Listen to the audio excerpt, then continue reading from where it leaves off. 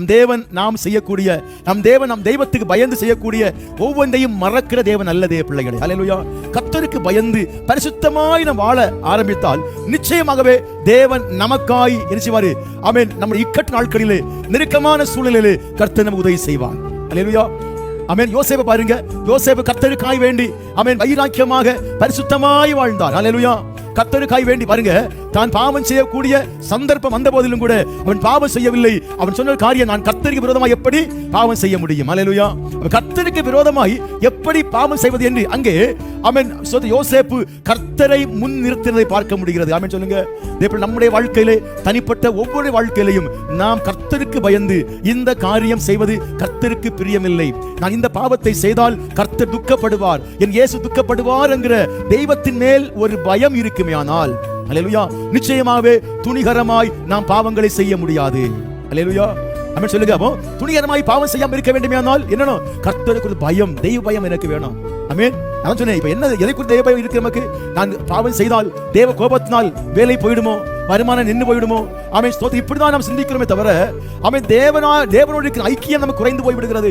தெய்வத்தோடு இருக்கிற அந்த அன்பு குறைந்து போய் விடுகிறது.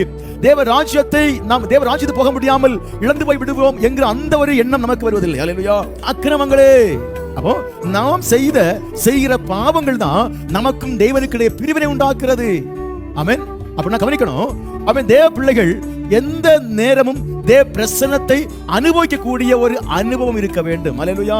எப்போதும் கிறிஸ்டியன் லைஃப்ல ஒரு எக்ஸ்பீரியன்ஸ், ஒரு அனுபவம் தான். ஆமென். அப்போ எந்த நேரமும் தேவ பிரசன்னத்தை அனுபவிக்க கூடிய ஒரு அனுபவம் இருக்க வேண்டும். ஹல்லேலூயா.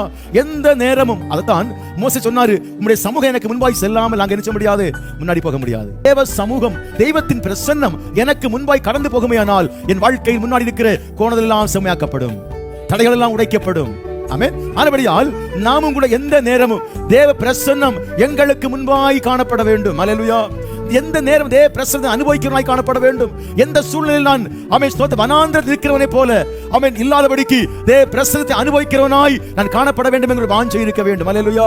அப்ப எந்த நேரமும் நம் தேவ பிரசன்னத்தை அனுபவிக்க வேண்டுமேயானால் வாகனத்தில் போய் கொண்டிருக்கிறோம், ஆவில் நிரம்பி அந்நிய பாஷையை பேசிக்கொண்டே கர்த்தரை துதித்துக் கொண்டே போய் கொண்டிருக்க முடியும். ஹல்லேலூயா.